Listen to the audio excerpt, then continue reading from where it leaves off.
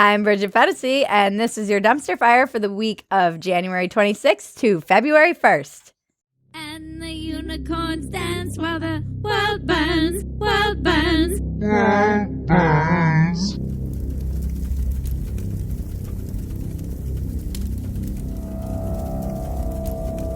Well, first of all, I want to thank you, loyal subscribers and viewers and commenters and supporters.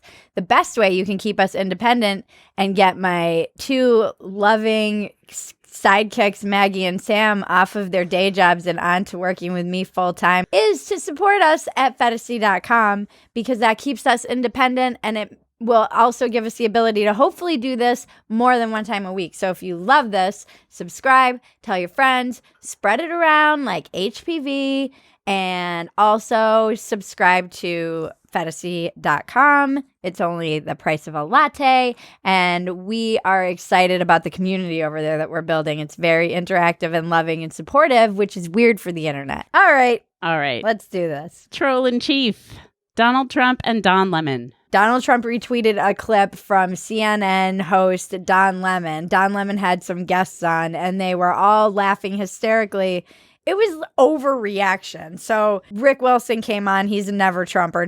For those of you who don't know, never Trumpers are people who were conservative and then they said never Trump because they feel like he doesn't represent conservatism. So Rick Wilson made a joke about the Ukraine, and he said, most of Trump's supporters wouldn't even know where Ukraine is on a map unless it said you and a picture of Ukraine. And Don Lemon started laughing hysterically so hard that he had to wipe tears from his eyes, it wasn't even that funny of a joke. Donald Trump couldn't find Ukraine on a map if you had the letter U and a picture of an actual physical crane next to it.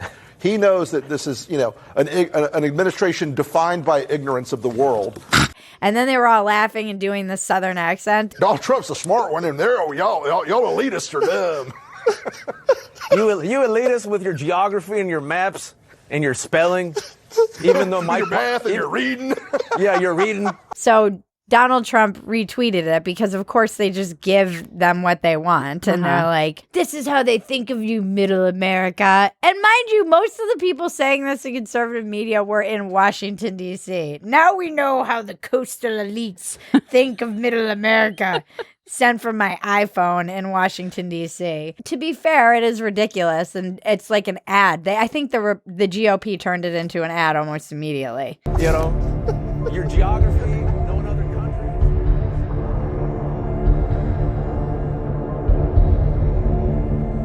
I was laughing because it's fine. Just say, okay, you guys shouldn't demonize people, whatever. It's not good to talk down to people. Where did that get you? Instead, they're all like, oh, I can't believe the audacity of these people looking down on others. This is ridiculous on the conservative media side. I'm like, guys, maybe take some time to look at yourselves and look at your own leader who makes fun of disability people.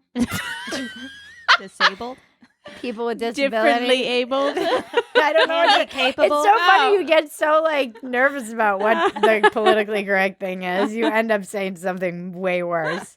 They get all like, I can't believe these people are looking down on the coast, on the flyover countries. We'll show you when it comes time to vote about how we morally take the high ground and never mock anybody. And Donald Trump's up there like, eh. I don't know what I said. All right, moving on. We have a new category, which we added specifically to cover the 2020 election. Dumpster fire for president. Dumpster fire for president. I don't have a jingle yet because it is a dumpster fire and it burns brightly every week. I feel like Wow. I need a little marching band behind American flag. You have one. No, like one of the little ones, little like I'm tiny in a ones, parade. yeah. Warren says she will have a young trans person interview her future Secretary of Education and only hire this future secretary if the young trans person approves. The pandering will continue until society collapses and the very fabric of our reality disintegrates before our feet. I'm going to have a Secretary of Education that this young trans person interviews on my behalf. Why don't we just name the trans kid Emperor Lord of America and get this election over with? And only if this person believes that our Secretary or Secretary of Education nominee who is committed, will that person actually be advanced to be Secretary of Education. Why just the Secretary of Education? Why not every single... Why don't we get the trans approval? Is it like a stamp of approval? It's so weird. It's such a pandering. It's such pandering. The stamp. The trans stamp. It'll be It's not a FDA tramp approved. stamp anymore. Bernay, the people's perfume. Comedy director Amber Schaefer, who is not formally affiliated with Bernie Sanders' campaign, produced the ad as a labor of love for a candidate she believes in. This is a perfect example of the word Phetasy, which means when reality becomes parody or parody becomes reality, or you can't tell the fucking difference because this is a weird mixture of reality and parody. So every single link on the platform that's like, Eau de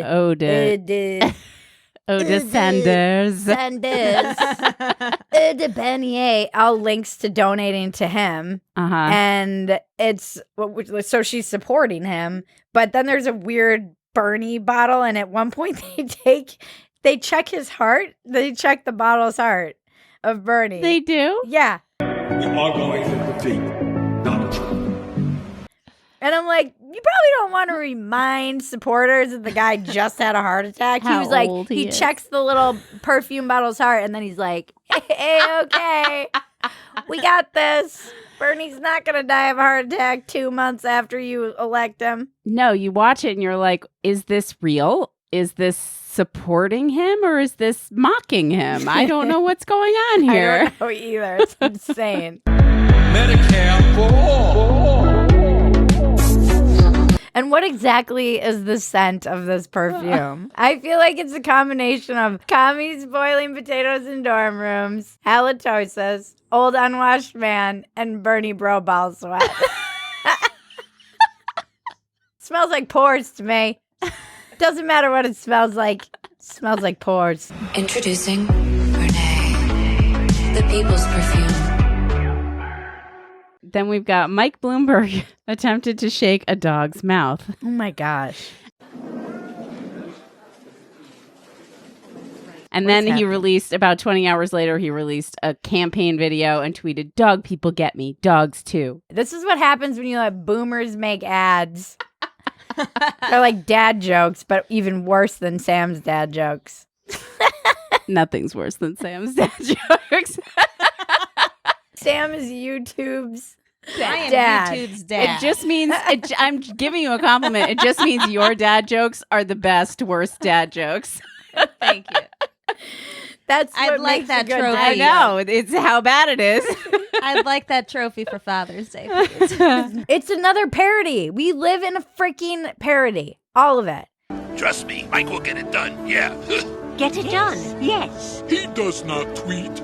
Oh, I like Mike. I like Mike. I lick Mike. It's all becoming like, look how funny I am. See that? And then two olds are watching Facebook ads, and they're like, "Did he say that he licks the dogs? No, he said the dogs lick him. Get it together, Bernice. I like it. There's dogs. Let's vote for Bloomberg. He seems like a nice man, and the dogs like him." Moving on to Dave Chappelle phone banks for Andrew Yang. My name is Dave Chappelle. I'm a world famous comedian. If Dave Chappelle calls me, I will absolutely vote for Yang. Yeah. That's how easily swayed I am by Dave Chappelle. I'd vote for Dave. Uh-huh. I'd vote for literally anyone other than this ragtag group of commies that we're given. The bunch of olds. The olds and the commies. Just give me someone young and fresh and optimistic. That's why I like Yang. Yeah. Although if you look at his platform, he's a basically little- conservative with some... I mean, it's kind of where most, I think, moderate liberals fall. Mm-hmm. I love that Dave Chappelle clip, though. I love how he ends it. All right, Wu-Tang. Living in a South Park, Michael Moore is one of those people who is indistinguishable in real life from his South Park character. He really is. Yeah. He can just buy his way onto the debate stage, and I gotta tell you what's so disgusting about this: the all white debate. It's almost like he intentionally puts dandruff and crumbs on his sweatshirt when he's talking. He's like, we need to burn this. It's because of f***ing billionaires up there on stage. Because he's got $1 billion dollars.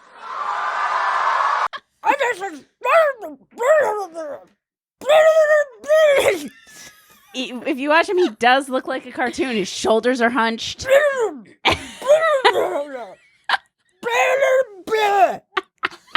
Ow, I think I pulled my shoulder muscle. We are the 99%! Yes! I'm going to have a stroke and I'll totally deserve it. It's like, what happened to Bridget? Oh, she stroked out making fun of Michael Moore. Worth it. South Park really nailed his character. Yeah, because he's a parody of himself. How do you not realize this? I at least realize I'm a ridiculous character on the internet and in life. How do you take yourself seriously and get up there? And then he's like, oh, there are cameras on me? There are TV cameras here. All right, and then newly installed panels from the U.S. border wall fell over in high winds, landing on trees in the Mexican side of the border. All the Mexicans were like, this is what happens when you let white people build shit.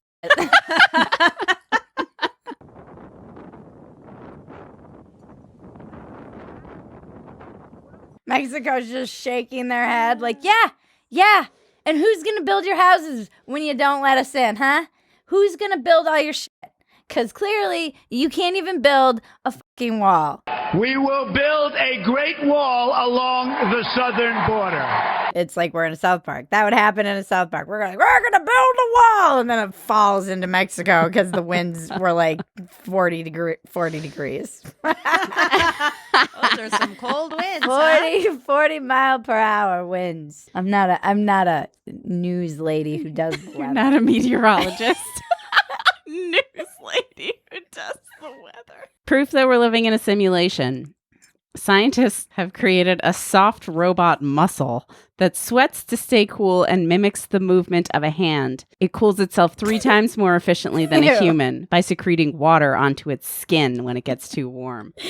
I just imagine that little hand touching you in bed in the middle of the night before it strangles you. You're like, oh, what is that slimy? A creepy, sweaty robot hand reaches over and touches you. I guess I always imagine when the robots killed me, and I think about this a lot, that it would be like the cold feel of metal before, the iron grip that's superhuman. It takes away one of the benefits of if you had a sex robot. What, you have a sweaty sex robot? Nobody wants that. No, they want that. When I did that whole piece on sex robots, they want them to feel human and sweat and cry and have. They want their sex robots to cry? That is really scary.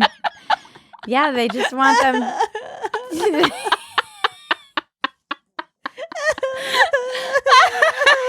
Yeah.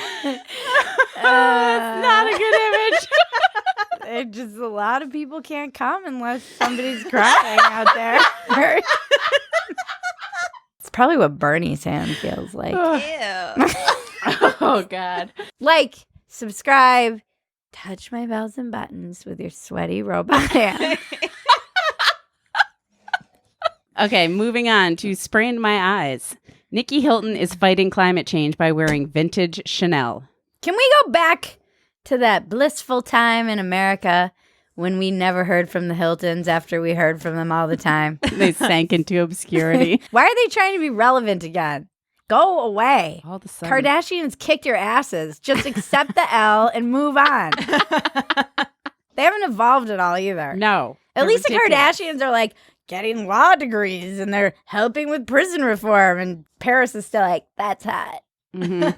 Find another tagline. Her statement was ridiculous, too, her little description of her life. Oh, when she was like, I took the 6. I feel like I'm doing my part. Attention world, I took the 6. I am a normal poor. just like the poors do every day. Nicky Hilton took the subway. Climate change problem solved. Greta Thunberg appears and she's like, I bless you. You're doing your part. It's so gross. And she's like, I'm reusing my vintage Chanel. Oh, okay. I'm wearing Sam's shirt. This shirt was sponsored by Dad Joke Sam. You're welcome. Where's my page 6 article? Where are my accolades, huh? It's like one of my favorite things to say. Someday we'll have accolades. Someday. Moving on to bozo Instagram influencers are exploiting coronavirus for clout. I've said it before, and I'll say it again. Instagram is ruining the world, and it must be stopped. I hate Logan Paul. Don't we all? Or is it Paul Logan? No, it's Logan Paul, Logan right? Paul. Ugh. They're they're so gross, the epitome of grossness. Seriously. Instagram is disgusting. I know some of you, billions of people like it, but it brings out the worst in people, I think. Kind of like that guy's fanny pack, though. Sam. It's a nice fanny pack. I think pink is it. Sam loves Instagram. And fanny packs, apparently. Because she's the internet's She's the father. dad. Get on board, Sam. Moving on from Slate's How to Do It sex column, I'm a cis woman in kind of a classic millennial sex pickle. I'm really repelled by heterosexuality politically and personally, but I'm also really into dick. Oh my God. I mean, everyone's losing their mind. Let us take a moment of silence and a thoughtful prayer for everyone who has lost their minds. In 2019 to 2020, every single person I see is losing their goddamn mind. We're losing it. Mm-hmm. This is just a product of too much. Who has time for these mental exercises like this? I don't know. And she never explains why she's repelled by heterosexuality. Because it is a product of wokeism. Uh-huh. This is proof that wokeism is a religion, with whiteness being the original sin that you are born with and must denounce, and heterosexuality following a very close second. It's just like they have these tenets and it's intersectionality. It's a fucking mind virus. Yeah. It is poison. And once you get the mind virus, I don't know, there's no way to break it other than getting mobbed. That person has to be mobbed by their own tribe. And then they kind of wake up and they're like, whoa, what happened to me? Yeah, Alex Griswold had a great tweet out, pray the gay away in woke the straight away. It's perfect, though. It totally summarizes exactly what's happening. Yeah, it's crazy. You're straight and then you feel bad about being straight. And by the way, no, gay people don't want you in their freaking dating apps. That's why they have gay dating apps. It's so crazy. They don't want a straight person who fetishizes gayness. Right. It's so weird. It is a sickness. It's too much time, though, too. And too much. Yeah. It's just too much. You have too much. You have too much time on your hands. You have too much time to think. I hate that she's normalizing it, too, by saying, in kind of a classic millennial sex pickle. Like, this is a normal thing. Oh, yeah. Yeah. I'm a You're millennial. an in-house millennial. That is not normal. Gen X just looks at this shit like you people are crazy, but I also might just be that old person being like, get off my lawn, you kids and your weird gender stuff and your queer fetishes. All right. And then our favorite topic of all time, Brad Pitt. Brad Pitt and the beauty trap. The New York Times had an article about the Brad Pitt beauty trap. The Academy hasn't been alone in undervaluing Pitt. Beauty can be a trap as much as a benediction, including for men. Didn't he win one for Last of the Mohicans? No, Bridget. What? She's always confusing my favorite movie, Last of the Mohicans, with any other movie where men have long hair, like Legends of the Fall or Braveheart. I confused Last of the Mohicans and Braveheart for a decade. I kept thinking Braveheart was Maggie's favorite movie for like a straight decade. Back to Brad Pitt. Oh, right. Brad Pitt. We really did make him great again. We really did. We succeeded. Ever since we made that hat, he has had an upswing. It's been crazy. He's been on a roll. He got sober. I mean, he got hot again. Yeah, he got hot again. He won an Emmy. I take full credit for Brad Pitt's hotness. Nominated and for an Oscar. Yeah. Where's my Oscar for making Brad Pitt great again, huh? Where are my accolades? Well, this article, too, was just such a blowing smoke up your ass piece. Oh, I know. You couldn't even read the whole thing. I know. I couldn't read it. You could almost hear the vibrator going when this woman was writing this. I heard the soft whir of a vibrator while she was like, he took his shirt off. And Selma and Louise. Did you say Selma and Louise? Yes, she did. I was hoping we could just skate right by that. Count on Sam. This week there's no BDE award. We have an RIP instead. And it is for Kobe Bryant and Gigi Bryant and everybody who was on that helicopter.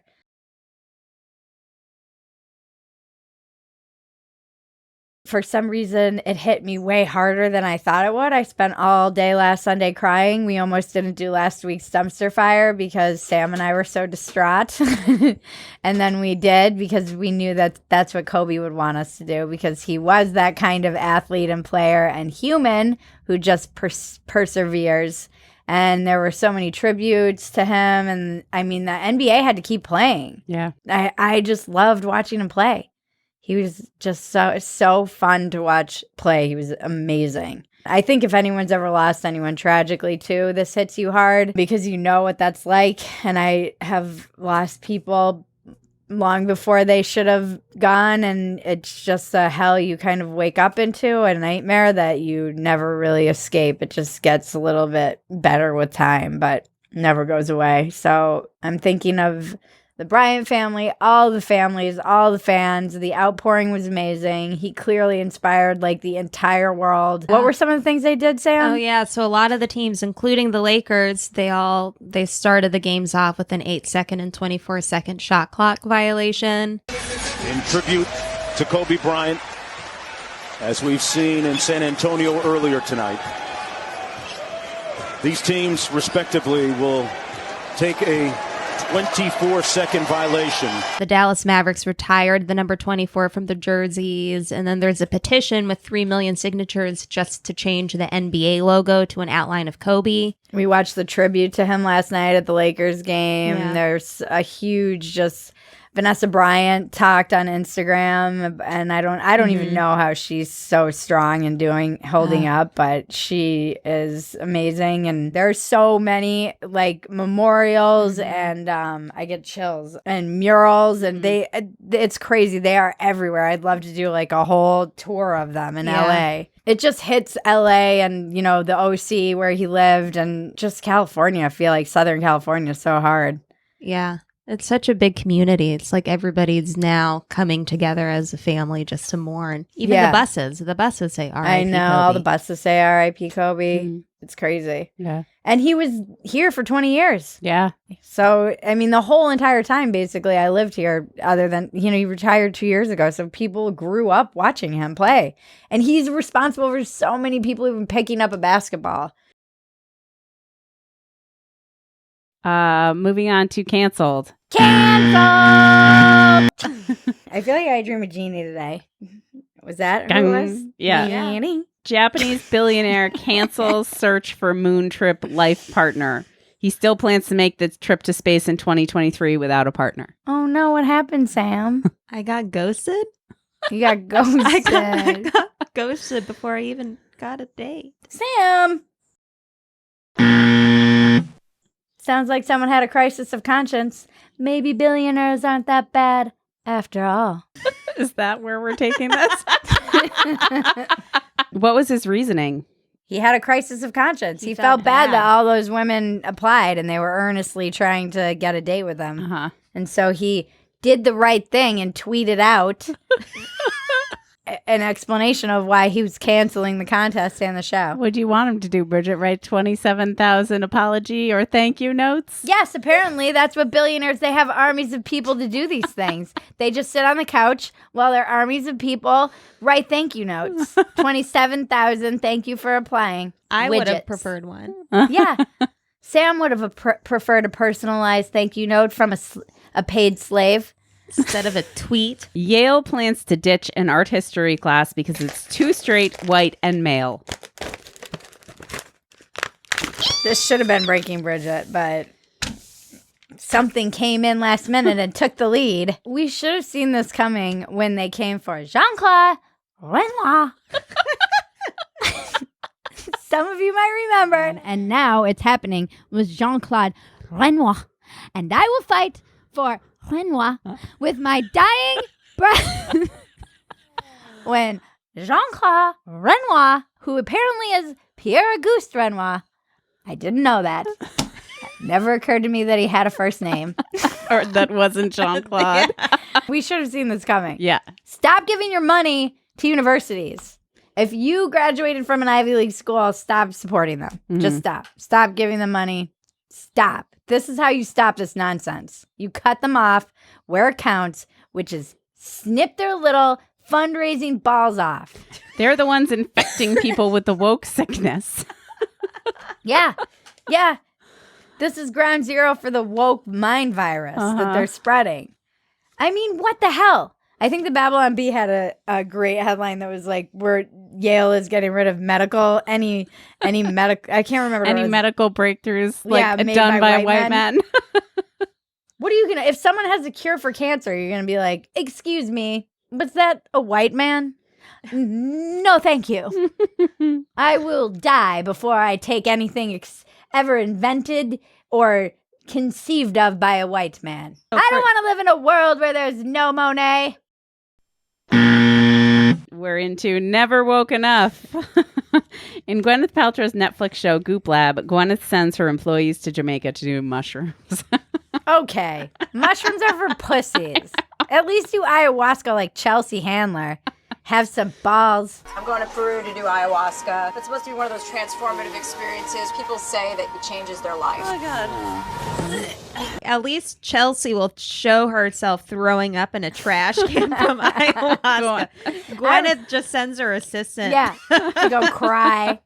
And it was all white people in Jamaica. You didn't see a single person of color at all. The whole time they were in Jamaica. No. Jamaica. I went through years of therapy in about 5 hours. Goop is the whitest brand. Yeah, it really is. I mean, as much as I make fun of like the whiteness and the mind virus, that is the whitest white lady brand on planet Earth. You know, was never a hardcore drug user, but I've dabbled. I was like, this is not what it's like doing mushrooms. It's like, not at all. They were pretending to have these profound, weird experiences. It's so performative. Yeah. And they are like, I need to process my trauma. And I'm not making fun of trauma, but I kind of am. So yesterday, and this will be coming out soon, this is just a fun plug, I had the privilege of interviewing a Holocaust survivor, but I will tell you, watching that on the heels of interviewing a Holocaust survivor was quite a juxtaposition I could not reconcile in my mind. It was just like,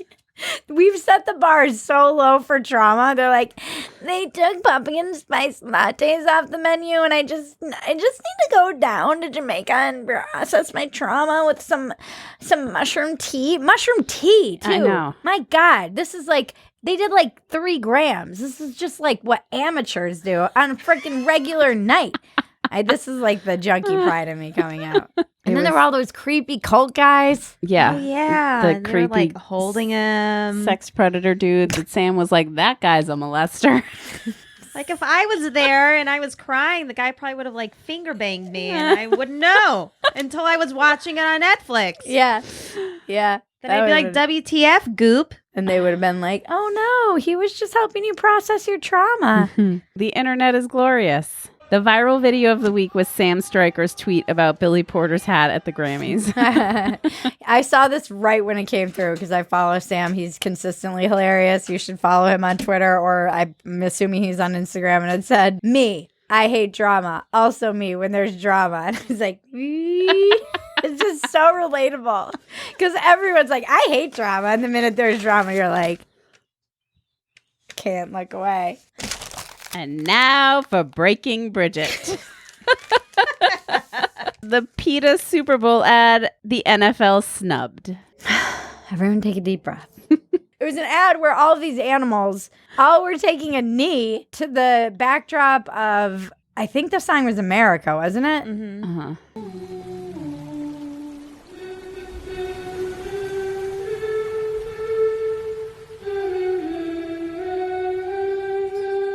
At the very end, it said... End speciesism? Yeah, basically that was the tagline. Uh-huh. There was some little line, and then it said, end speciesism. Uh-huh.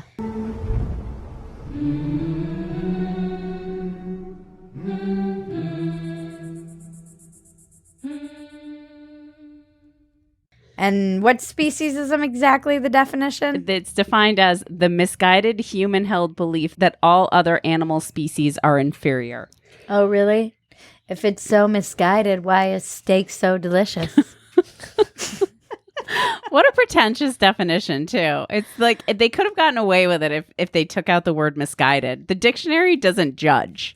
Well, modern dictionaries probably do. And why is everything an ism? Ugh.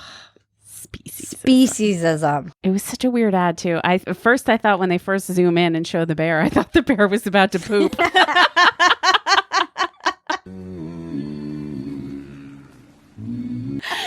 I didn't understand a lot going on in that.